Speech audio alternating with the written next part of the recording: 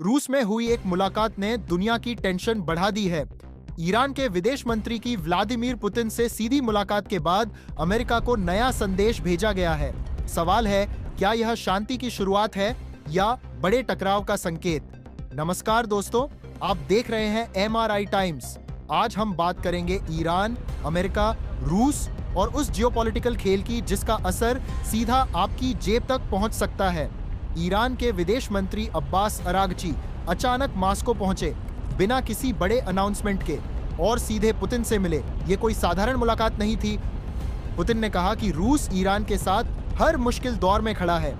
यह रिश्ता स्ट्रैटेजिक है, गहरा है और टूटने वाला नहीं। अब यह बयान सुनने में सिंपल लगता है, लेकिन इसकी टाइमिंग देखिए।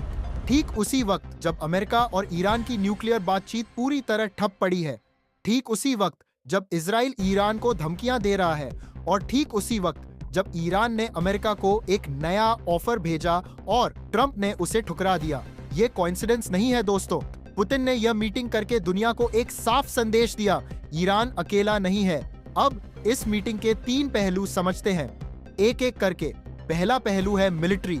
रूस ने ईरान को सिर्फ शब्दों का साथ नहीं दिया, उसने सैटेलाइट इमेजरी दी, यानी अमेरिकी मिलिट्री बेसिस की एकदम सटीक तस्वीरें, जिनके दम पर ईरान ने अमेरिकी ठिकानों पर निशाना साधा, हथियार दिए, खुफिया जानकारी दी, और बदले में ईरान ने क्या दिया? ड्रोन्स। वही ड्रोन्स जो आज यूक्रेन के आसमान में उड़ रहे हैं।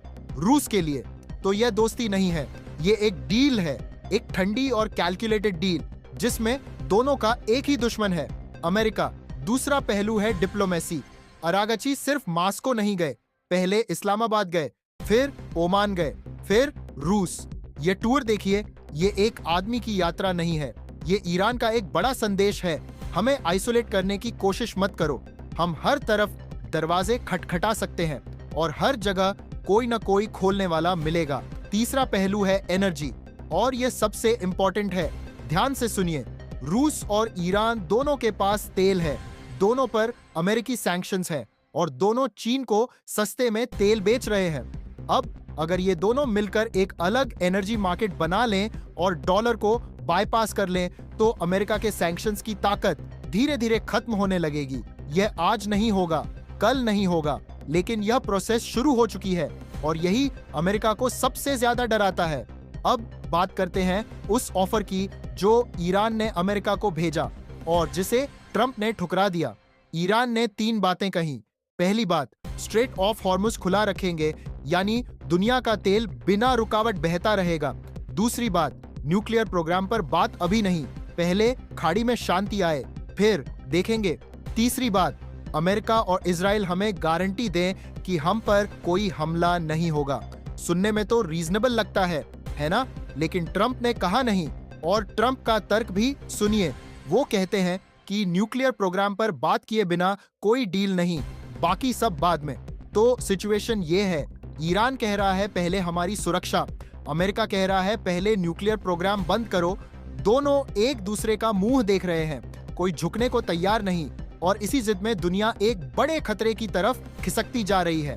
अब एक नंबर बताता हूं, सिर्फ एक, 20। दुनिया का 20% तेल स्ट्रेट ऑफ हॉर्मुज से गुजरता है हर एक दिन। सऊदी अरब का तेल, UAE का तेल, इराक का तेल, कुवैत का तेल, सब इसी 54 किलोमीटर के रास्ते से। और ईरान इस स्ट्रेट के किनारे बैठा है, जैसे कोई चौकीदार जिसकी जेब में ताले की चाबी हो। अगर उसने वो चाबी घुमाई तो तेल $150 बैरल से ऊपर जाएगा, पेट्रोल $200 के करीब पहुंचेगा, और दुनिया की हर इकोनॉमी एक झटके में हिल जाएगी। यही ईरान का असली हथियार है, बिना एक गोली चलाए। और दोस्तों, यहाँ एक सेकंड रुकिए। कुछ लोग सोचते हैं कि यह मध्य पूर्व का झगड़ा है, हमें क्या लेना देना? बहुत लेना देना है। भारत अपनी तेल जरूरत का 85% बाहर से मंगाता है, उसका बड़ा हिस्सा खाड़ी से आता है। अगर स्ट्रेट बंद हुआ तो पेट्रोल और डीजल महंगे होंगे, महंगाई बढ़ेगी, आपकी रसोई महंगी होगी, रुपया कमजोर होगा। और यह भी सोचिए, 90 लाख से ज्यादा भारतीय खाड़ी देशों में काम करते हैं, हर साल $40 अरब से ज्यादा घर भेजते हैं। अगर वहां युद्ध हुआ तो उनकी सेफ्टी का क्या, उनके घर वालों का क्या? यह सोचने वाली बात है, और इसीलिए भारत इस पूरे मामले पर बड़ी सावधानी से चल रहा है। अमेरिका से भी संबंध, ईरान से भी, रूस से भी। यह बैलेंसिंग एक्ट हर दिन और मुश्किल होती जा रही है। तो आगे क्या होगा? देखिए, 3 रास्ते हैं। पहला रास्ता, कोई डील हो जाए, कोई बड़ा मीडिएटर आए, दोनों थोड़ा झुके, स्ट्रेट खुला रहे, तनाव कम हो। यह हो सकता है, लेकिन अभी की सिचुएशन में इसकी उम्मीद कम है। दूसरा रास्ता, यही खिंचाव जारी रहे, बातचीत होती रहे, नतीजा कुछ न निकले, सैंक्शंस रहे, तनाव रहे, दुनिया इसी अनसर्टेनिटी में जीती रहे। यही सबसे लिखली सिनारियो है, यही अभी हो रहा है। तीसरा रास्ता, और यही सबसे डरावना है, कोई एक घटना, एक गलत मिसाइल, एक गलत ऑर्डर, एक गलत फैसला, और फिर जो डोमिनो इफेक्ट शुरू होगा उसे कोई नहीं रोक पाएगा।